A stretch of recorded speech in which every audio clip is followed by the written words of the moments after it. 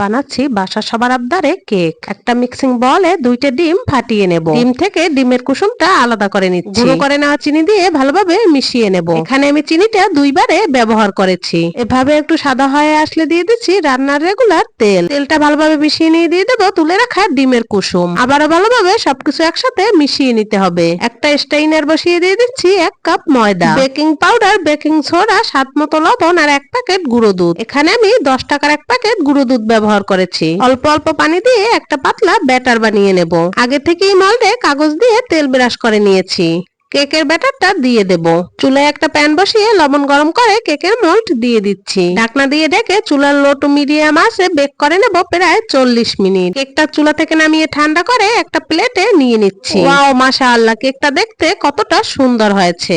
কেকটা একেবারে নরম তুলতুলে আর খেতেও হয়েছে দারুণ মজার। আপনারাও ট্রাই করবেন। আল্লাহ হাফেজ।